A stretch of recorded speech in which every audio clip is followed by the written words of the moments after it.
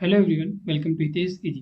Friends, इस video में हम सॉल्व करेंगे बीएससी एजी फोर्थ सेमेस्टर का क्वेश्चन पेपर। टॉपिक है renewable energy and green technology. ये previous year exam question paper है। सो सॉल्व करते हैं। बाकी और भी जितने भी क्वेश्चन पेपर रहेंगे एक एक करके हम सभी को सॉल्व करेंगे। So question number one, which type of pump is used in wind mill. Wind mill में किस टाइप का जो पंप है वो यूज किया जाता है। रेसिप्रोकेटिंग टाइप का यूज किया जाता है, रोटेटरी टाइप का, डायाफ्राम टाइप का, या ऑल ऑफ दी अबव। ठीक है, तो बात करें अगर पंप का कौन किस प्रकार का पंप विंडमिल में यूज किया जाता है, तो reciprocating type, rotary type, diaphragm type, all of the above. Option क्या हो जाएगा? Option number D, all of the उपयुक्त सभी। ठीक है, सभी प्रकार के जो पंप होते हैं वो विंड मिल में यूज किए जाते हैं। Then question number second, the minimum wind speed considered to be useful for working windmill for agriculture purpose। जो मिनिमम विंड स्पीड होती है जिससे कि जो विंड मिल चल सके एग्रीकल्चर पर्पस के लिए, जो कि यूजफुल होती है, वो कितनी होती है? 8 kilometre per our, 10 kilometre per our, 12 kilometre per our, या 20 किलोमीटर पर आवर। ठीक है, तो जो मिनिमम स्पीड चाहिए विंड मिल को चलने के लिए वो कितनी चाहिए? 10 kilometre per our. Option number B क्या हो जाएगा? करेक्ट। बहुत ज़्यादा और बहुत कम दोनों क्या है? यूजफुल नहीं होती हैं। सो ऑप्शन नंबर बी क्या हो जाएगा? मिनिमम कितना चाहिए? 10 kilometre per hour. Then question number three, in horizontal axis rotor windmill the blades are used of. जो हॉरिजेंटल एक्सिस रोटर विंडमिल होती है उसमें जो ब्लेड्स होती हैं वो कैसी होती है? Multi blade type rotor, sail type unit, propeller type unit, या ऑल ऑफ दी अबव। ठीक है, इसमें भी क्या होती है? Multi blade type rotor, sail type unit and propeller type unit. All of the above क्या हो जाएगा? करेक्ट। ऑप्शन नंबर डी क्या हो जाएगा यहाँ पर? करेक्ट। ठीक है, then question number four, which is non commercial energy source. इनमें से कौन है जो कि नॉन कॉमर्शियल एनर्जी सोर्स है? Forest, animal waste, agriculture waste, या ऑल ऑफ दी अबव। ठीक है, पूछा क्या है कि non commercial, non commercial, commercial नहीं पूछा, non commercial.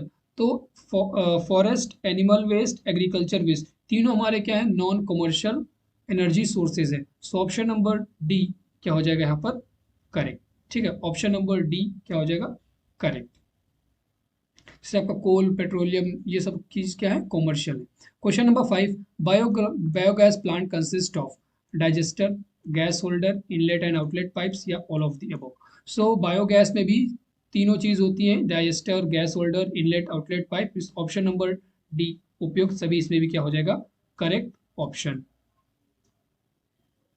Then question number six, gas energy process in biogas plant includes. जो gas energy process biogas plant में वो इंक्लूड करती है organic matter acted upon by bacteria broken into simpler substance. उस पर जो ऑर्गेनिक मैटर होता है उस पर बैक्टीरिया एक्टिवेट मतलब एक्ट करती है और सिंपलर सब्सटेंस में वो डिकम्पोज होता है सिंपल एसिड में। This acid acted upon another bacteria which produce methane and CO2। उस एसिड पर जो दोबारा बैक्टीरिया एक्ट करती है और मीथेन और CO2 को प्रोड्यूस करती हैं। बोथ ए एंड बी, या नन ऑफ दी अबव। ठीक है, इसमें ऑप्शन नंबर सी क्या हो जाएगा? Correct, both A and B. पहले क्या होता है? ऑर्गेनिक मैटर पर बैक्टीरिया एक्ट करती हैं, एसिड बनता है, फिर एसिड पर बैक्टीरिया एक्ट करती हैं, फिर वो क्या प्रोड्यूस करती है? मीथेन एंड CO2, जो कि हमारा as a natural gas use होती है। सो ऑप्शन नंबर सी क्या हो जाएगा यहाँ पर? करेक्ट। ठीक है, then question number seven, which are exhaustible sources of energy. इनमें से कौन है जो कि एग्जिस्टिबल सोर्सेज ऑफ एनर्जी है? Metal, mineral, both A and B, या नॉन ऑफ द अबव। ठीक है, पूछा क्या है? एग्जिस्टिबल, जो खत्म होने, जल्दी से खत्म हो जाएंगी, एग्जिस्टिबल सोर्स ऑफ एनर्जी। तो option number A, metal as well as mineral, means option number C क्या हो जाएगा यहाँ पर? करेक्ट। ठीक है, both A and B, A एवं बी दोनों। Then question number eight, Carl's gives dung per day about. जो कार्ल्स होते हैं, बछड़े होते हैं, छोटे वाले कार्ल्स होते हैं, वो पर डे जो गोबर का उत्पादन कितना करते हैं? 3 kg, 5 kg, 6 kg, या 7 kg।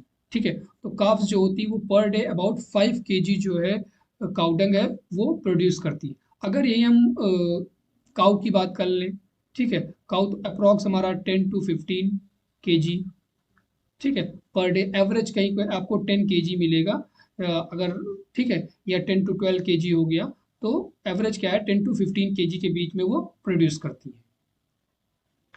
Then question number 9, the inexhaustible source of energy can be renewed bye.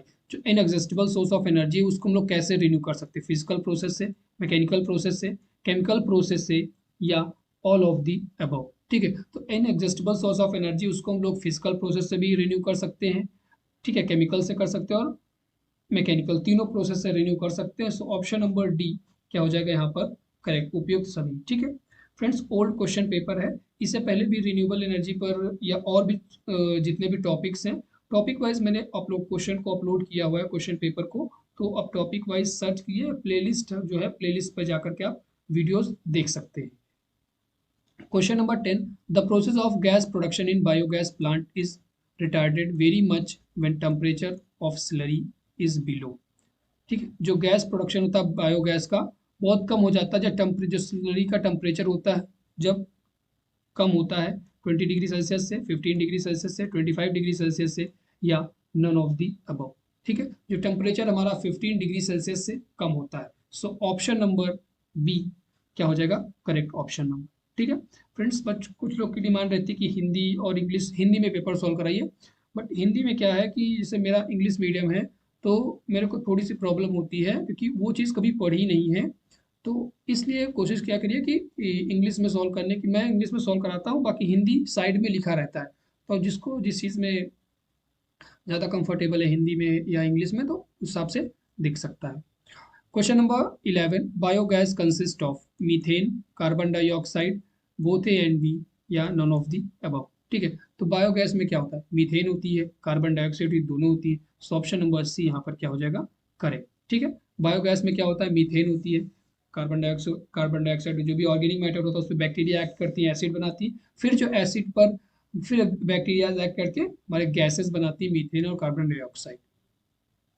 Question number 12, gas produced by biomass is called natural gas, nitrogen gas, biogas. ठीक है, बायोमास के द्वारा जो गैस का production होगा उस gas को क्या कहेंगे, ये क्वेश्चन आप लोग के लिए है, कमेंट में बताना है। ठीक है, कमेंट में बताना है कि इसका सही ऑप्शन क्या होगा। और फ्रेंड्स, अभी ये 4 सेमेस्टर का क्वेश्चन पेपर है, हम सेकंड सेमेस्टर का भी क्वेश्चन पेपर सॉल्व कराएंगे, 6 सेमेस्टर के भी कराएंगे, जो भी इवन सेमेस्टर इस बार जो है इनका एग्जाम होने वाला है बच्चों का, सभी कराएंगे। और कानपुर यूनिवर्सिटी का भी एग्जाम 7 से शायद स्टार्ट होगा, तो उस पर जितने भी कोर्सेज हैं उन सभी का हम पेपर आपको सॉल्व करा के प्रोवाइड करेंगे। इससे पहले बुंदेलखंड यूनिवर्सिटी का था और भी लखनऊ यूनिवर्सिटी का था, वहाँ तक हमने सॉल्व किया था। अब इस बार कानपुर यूनिवर्सिटी की बारी है और ये पेपर भी कानपुर यूनिवर्सिटी का है। Then question number 13, electricity can not be generated from which of the following. जो इलेक्ट्रिसिटी है कैन नॉट बी जनरेटेड, किससे जनरेट नहीं की जा सकती, सन से, ओशन से, मून से, या टाइडल से। ठीक है, तो देखिए सन से तो सोलर सेल हम लोग यूज़ करते हैं, सोलर एनर्जी यूज़ करते हैं तो इलेक्ट्रिसिटी वहाँ से जनरेट करते हैं, मीन्स ये ऑप्शन आपका नहीं हो सकता। ओशन से तो हाइड्रो इलेक्ट्रिक पावर वो सब करते ही हैं, ठीक है, टाइडल एनर्जी का भी यूज़ करते हैं, इलेक्ट्रिसिटी जनरेट करने कर सकते हैं, मून से नहीं करते। सो ऑप्शन नंबर सी क्या हो जाएगा चंद्रमा। ठीक है, क्वेश्चन क्या पूछा, कैन नॉट बी जनरेटेड, नहीं की जा सकती है, मून से नहीं होती है, सन, ओशियन, टाइडल एनर्जी इन सभी से करते हैं, क्योंकि मून के पास खुद की कोई एनर्जी नहीं है। Question number 14, which is a conventional energy resource. इनमें से कौन है जो कि कन्वेंशनल है, जो कन्वेंशनल है, कोल, पेट्रोलियम, नेचुरल गैस, या ऑल ऑफ दी अबव। ठीक है, तो मतलब जो खत्म होने वाली है conventional source of energy, non renewable source. ठीक है, हाँ याद आ गया, याद नहीं आ रहा था मेरे को, कन्वेंशनल मतलब नॉन रिन्यूएबल। ठीक है, कौन सी है जो कि non renewable source of energy है, तो कोल, पेट्रोलियम, नेचुरल गैस, ये सभी क्या है नॉन रिन्यूएबल है, ये रिन्यू नहीं हो सकती अगर एक बार खत्म हो गई। सो ऑप्शन नंबर डी क्या हो जाएगा करेक्ट। अब एक रिन्यू नहीं हो सकती कहने का मतलब बहुत ज्यादा 100-200 साल लगता है इनको रिन्यू होने में, तो these are non renewable source of energy. So option number D क्या हो जाएगा correct. Then question number 15, photovoltaic system consist of PV module, mounting structure, battery and inverter, या ऑल ऑफ दी अबव। ठीक है, तो फोटोवोल्टिक सिस्टम में PV module भी पाया जाता है, mounting structure and inverter, option number D क्या हो जाएगा करेक्ट। ठीक है फ्रेंड्स, एक चीज आप लोगों ने देखा होगा पेपर में, अगर ऑप्शन डी आ रहा है ऑल ऑफ द अबव, तो बहुत ज़्यादा चांसेस है कि ऑप्शन डी आपका सही होगा। ठीक है, 100% ट्रू नहीं है, बट मैं आपको बताता हूँ कभी कभी नहीं आए तो ऑप्शन डी आप एक एक दो ऑप्शन देख करके लगा सकते हैं कि ऑप्शन डी आपका सही होने वाला है, बट ये ट्रिक हमेशा काम नहीं करती है। Question number 16, non renewable energy resources are sources. ऊपर हमने क्या पढ़ा था, कन्वेंशनल, वहाँ भी नॉन रिन्यूएबल था। ठीक है, तो कन्वेंशनल को ही नॉन रिन्यूएबल बोलते हैं, तो कोल, पेट्रोलियम, नेचुरल गैस या ऑल ऑफ द अबव। इसका भी आंसर आप लोग को कमेंट में बताना है कि कौन सी इसमें नॉन रिन्यूएबल है। ठीक है, कौन सा होगा, कोल, पेट्रोलियम, नेचुरल गैस या all of the above. Then question number 17, precipitated solid matter that gravitates at digester bottom is called scum, sludge, manure या none of the above। ठीक है, तो कौन सा precipitated solid matter होता है जो ग्रेविटी के द्वारा बॉटम में बैठ जाता है, उसे क्या बोलते हैं, स्लज बोलते हैं। ऑप्शन नंबर बी क्या हो जाएगा, करेक्ट। ठीक है, ऑप्शन नंबर बी क्या हो जाएगा, करेक्ट। अब यहाँ पर देखिए, जैसे आप लोग कहते हैं कि हिंदी में पढ़ाया करिए, अब देखिए इंग्लिश को ही हिंदी में लिखा है, स्लज का मतलब स्लज लिखा है, ठीक है, स्कम का मतलब स्कम लिखा है, तो एटलीस्ट वो टर्म्स जो कि इंग्लिश में यूज होते हैं हर जगह, उनको आना बहुत ज़्यादा ज़रूरी होता है। ठीक है, तो कोशिश किया करिए कि हिंदी और इंग्लिश दोनों को कंबाइन करके पढ़ेंगे, कि कभी कभी क्या होता है, कुछ जैसे हमें भी कभी कभी इंग्लिश में ऐसे क्वेश्चन होते हैं जो कुछ समझ में नहीं आते, फिर हम हिंदी की तरफ जाते हैं, तो दोनों अगर आपको आता रहेगा तो बहुत अच्छा होगा एग्जाम के लिए। Question number 18, which one is the commercial energy source. इनमें से कौन है जो कि कॉमर्शियल एनर्जी सोर्स है, fossil fuel, hydro electric power, nuclear power या ऑल ऑफ द अबव। ठीक है, क्या पूछा, कॉमर्शियल एनर्जी सोर्स। कॉमर्शियली हम लोग इलेक्ट्रिसिटी किससे प्रोड्यूस करते हैं, फॉसिल फ्यूल्स का यूज करते हैं, हाइड्रो इलेक्ट्रिक पावर का यूज करते हैं, न्यूक्लियर पावर का भी यूज करते हैं। मीन्स ऑप्शन नंबर डी यहाँ पर क्या हो जाएगा, ऑल ऑफ द अबव, उपयुक्त सभी। ठीक है, सभी क्या है, कॉमर्शियल सोर्स ऑफ एनर्जी है। Then question number 19, limitation of solar energy system may be। Limitation क्या है, सोलर एनर्जी सिस्टम की इनिशियल कॉस्ट हाई होती है, require storage capacity for supply during night, do not generate power during cloudy season. ठीक है, पहला तो देखिए कॉस्ट तो हाई होती है, ये सच बात है कि उसकी जो कॉस्ट है वो ज़्यादा होगी। दूसरा क्या है, रिक्वायर बैटरीज। ठीक है, अब बैटरी की जरूरत पड़ेगी, जितनी भी आपको कैपेसिटी चाहिए उतनी तो बैटरी जरूरत पड़ेगी। ठीक है, बैटरी की जरूरत पड़ती है। दूसरा है कि अगर धूप नहीं रहेगी, क्लाउडी सीजन रहेगी, तो पावर जनरेट करने में प्रॉब्लम आती है। ठीक है, तो ऑप्शन नंबर डी यहाँ पर क्या हो जाएगा, उपयुक्त सभी। सभी ऑल ऑफ द अबव क्या हो जाएगा, करेक्ट ऑप्शन। एक तो कॉस्ट हाई होती है, दूसरा बैटरी की जरूरत पड़ती है, और क्योंकि रात में क्या है कि आपको एनर्जी नहीं मिलेगी, सन नहीं रहेगा, तो रात में आपको बैटरी पे पहले दिन में स्टोर करना पड़ेगा, देन नाइट में आप यूज करेंगे उसको पावर के रूप में। देन दूसरा क्या है, एनर्जी जनरेट नहीं होती है क्लाउडी सीजन में। फ्रेंड्स, अगर आपको किसी भी कम्पिटेटिव एग्जाम की पेड पीडीएफ परचेज करनी है तो आप हमसे कांटेक्ट कर सकते हैं। हमारा जो व्हाट्सएप नंबर है 7905601596। ठीक है, ये हमारा व्हाट्सएप नंबर, इस पर आप हमें कांटेक्ट कर सकते हैं। और हमारा टेलीग्राम चैनल है हितेश एजी के नाम से। ठीक है, हितेश एजी, इसको भी आप लोग ज्वाइन कर लीजिएगा। यहाँ पर भी जो इंपॉर्टेंट क्वेश्चन है, लिंक्स हैं वीडियोज़ की, वो मैं सबसे पहले यहीं पर अपलोड करता हूँ। ठीक है, तो इसको भी आप लोग ज्वाइन कर लीजिएगा। दो चैनल हितेश जी डिस्कशन के नाम, जहाँ पर अपने डाउट्स भी आप शेयर कर सकते हैं, तो दोनों आप लोग ज्वाइन कर लीजिएगा। और एग्रीकल्चर जो भी रिलेटेड कोई भी एग्जाम से पेड पीडीएफ की जरूरत है। ठीक है, पीडीएफ कैसी रहेंगी, पेड रहेंगी, कॉस्ट आपको देनी पड़ेगी उसकी, बट क्वेश्चन ऑथेंटिक रहेंगे और 100% जो प्रीवियस एग्जाम में आए हुए क्वेश्चन है ज़्यादातर वो क्वेश्चन रहेंगे, तो आप परचेज कर सकते हैं कॉन्टैक्ट करके व्हाट्सएप पे। Question number 20. The fixed dome type biogas plant is preferred as compared to movable drum type plant due to। जो हमारा डोम्स टाइप का बायोगैस प्लांट होता है उसकी उसको प्रेफरेंस दी जाती है as compare to movable drum type plant, because reason उसका क्या है, no moving parts, no maintenance problem, कोई मूविंग पार्ट नहीं है तो कोई मेंटेनेंस प्रॉब्लम नहीं आएगी। दूसरा है longer working life, low cost and low operating cost, then all of the above. ठीक है, तो करेक्ट ऑप्शन क्या हो जाएगा, ऑल ऑफ दी अबव। एक तो कोई भी मूविंग पार्ट्स नहीं होता, तो मेंटेनेंस की प्रॉब्लम नहीं आपको आने वाली है, लॉन्गर वर्किंग लाइफ होते हैं जो कि हमारा डोम शेप होता है एज कम्पेयर टू मूवेबल। दूसरा क्या है, लो cost and low operating cost. तो ऑप्शन नंबर डी क्या हो जाएगा, उपयुक्त सभी। Then question number 21. Horizontal and vertical axis rotors are the types of nuclear reactor, windmill, biogas reactor या सोलर सेल. ठीक है, करेक्ट ऑप्शन क्या हो जाएगा? These are the type of wind mill. Horizontal and vertical axis rotors are the type of wind mill. Option number B क्या हो जाएगा यहाँ पर? Correct. Then question number 22. Which of the following is not a renewable source of energy? इनमें से कौन है जो कि रिन्यूएबल सोर्स ऑफ एनर्जी नहीं है? Solar energy, biomass energy, hydro power या जियो थर्मल सोर्स ऑफ एनर्जी. ठीक है, बहुत इंपॉर्टेंट क्वेश्चन है. अगर आप ग्रीन एनर्जी टेक्नोलॉजी पढ़ रहे हैं, रिन्यूएबल एनर्जी, तो कौन से रिन्यूएबल सोर्स ऑफ एनर्जी है, कौन से non renewable source of energy है, ये आपको जरूर पढ़ लेना. ठीक है, काफी बच्चे कमेंट करते हैं कि सर इंग्लिश में रहता है इसलिए थोड़ा समझ में नहीं आता. तो कोशिश कीजिए, सब चीज समझ में आएगा धीरे धीरे टाइम के साथ. ठीक है, तो हाइड्रो पावर जो है वो हमारी non renewable source of energy है. ठीक है, बाकी solar energy, biomass energy, geothermal energy, ये सभी क्या है? रिन्यूएबल सोर्स ऑफ एनर्जी है. ठीक है, ऑप्शन नंबर यहाँ पर सी क्या हो जाएगा? क्योंकि पानी जिस दिन खत्म होगा उस दिन क्या हो जाएगा? एनर्जी आपकी खत्म, उस दिन कोई सोर्स नहीं रहेगा. Then question number 23. Identify non renewable sources of energy. कौन सी है जो कि नॉन रिन्यूएबल है? Coal, fuel cell, wind power या वाटर पावर. ठीक है, कौन सी जो कि non renewable source of energy है? आप लोग को बताना है. ऊपर में बता चुका हूँ कौन सी रिन्यूएबल होती है, कौन सी नॉन रिन्यूएबल होती है. तो आप लोग को बताना है कौन सी नॉन रिन्यूएबल एनर्जी है या कौन सी कन्वेंशनल सोर्स ऑफ एनर्जी है. इसका भी आंसर आपको कमेंट में बताना है. ठीक है. Then question number 24. Which of the following is a disadvantage of most of the renewable energy sources? क्या डिसएडवांटेज जो भी renewable source of energy?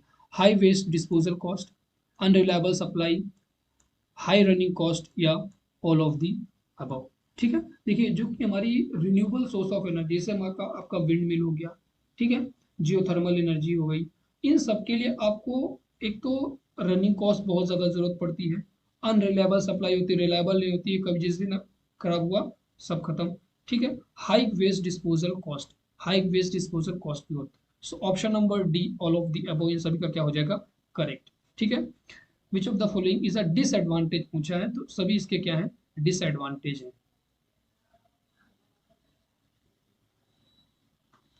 Then question number 25. When dead animals and plants are rotted in absence of air, these produces a gas called oxygen, carbon dioxide, natural gas या methane. ठीक है, जब हमारे जो dead animals और plants होते हैं, ठीक है, वो जब सड़ जाते हैं, ठीक है, तो उनके एब्सेंस में, मतलब ऑक्सीजन के एब्सेंस, उनके एब्सेंस में एक गैस प्रोड्यूस होती है जिसे हम क्या बोलते हैं? ठीक है, तो क्या बोलते हैं उसे? ऑक्सीजन बोलेंगे, कार्बन डाइऑक्साइड बोलेंगे, नेचुरल गैस बोलेंगे या मीथेन बोलेंगे. ठीक है, तो लगभग सभी को पता होगा कि ऑक्सीजन नहीं हो सकता है, कार्बन डाइऑक्साइड, नेचुरल गैस नहीं होती, उसे बोलेंगे मीथेन. ऑप्शन नंबर डी क्या हो जाएगा यहाँ पर? करेक्ट. ठीक है, जैसे आपका पैडी फील्ड हो गया, वहां से भी मीथेन. ये क्वेश्चन काफी बार पूछा जाता है कि पैडी फील्ड से कौन सी गैस निकलती है. ठीक है, पैडी फील्ड से, तो पैडी फील्ड से कौन सी गैस निकलती है? CH4. कभी कभी आपको मीथेन न लिख के CH4 कह देगा, तो कंफ्यूज नहीं होना है, मीथेन को ही CH4. ठीक है, फॉर्मूला उसका methane CH4. Question number 26. Black painted panel in which are hang at the roof trap heat and energy from the sun are called. ठीक है, जो भी ब्लैक पैनल्स होते हैं जो कि आपके छत पे लगाए जाते हैं ताकि वो हीट एनर्जी ट्रैप कर सके, एनर्जी फ्रॉम द सन, उसे क्या बोलते हैं? सोलर सेल बोलते हैं, सोलर हीटर बोलते हैं, फर्नेस बोलते हैं या सोलर बैटरी बोलते हैं. ठीक है, तो उसे क्या बोलेंगे? Solar cell, solar heater, solar furnace या solar battery. Solar heater. Option number B क्या हो जाएगा यहाँ पर? करेक्ट. ठीक है. Then question number 27. Living things are sources of fossil fuels, biomass, coal या नन ऑफ दी अबव. जो लिविंग थिंग्स होती है वो किस चीज का सोर्स होती है? वो होते हैं बायोमास का सोर्स. ऑप्शन नंबर बी क्या हो जाएगा यहाँ पर? Correct. Living things are the source of biomass. Option number B will be correct. Then question number 28. Coal, crude oil, petroleum and natural gas are the example of elements, fossil fuels, man made fuels या compounds. ठीक है, coal, crude oil, petroleum और natural gas है, ये सब इस चीज़ का source है, एलिमेंट्स का सोर्स है। फ्यूल फॉसिल फ्यूल्स का है, मैन मेड फ्यूल्स का है, कंपाउंड, तो ये सभी किसके हैं, फॉसिल फ्यूल का सोर्स है। ऑप्शन नंबर बी जीवाश्म ईंधन के सोर्स हैं। ठीक है, ऑप्शन नंबर बी क्या हो जाएगा, correct. Then question number 29, plant material and waste from living things are regenerated as fossil fuel, biomass, coal या crude oil। तो लगभग सभी को होता है, जो प्लांट मटेरियल लिविंग वेस्ट होता है, लिविंग मैटर से, लिविंग प्लांट से जो वेस्ट निकलता है उसे कैसे क्या बोलते हैं, उसे बोलते हैं फॉसिल फ्यूल, सॉरी बायोमास बोलते हैं। क्या बोलते हैं, ऑप्शन नंबर बी क्या हो जाएगा यहाँ पर, biomass. Then question number 30. Fossil fuels are fuels like coal, petroleum, natural gas are important source of energy for transport, homes, industries या all of the above। ठीक है, तो कोल पेट्रोलियम से ट्रांसपोर्ट चलते हैं, कोल से हमारे घर में बिजली आती है, नेचुरल गैस जो भी हमारे होती है गैसेस, गैस जलती है घर में, खाना बनता है उससे, इंडस्ट्रीज में कोल पेट्रोलियम का यूज होता है।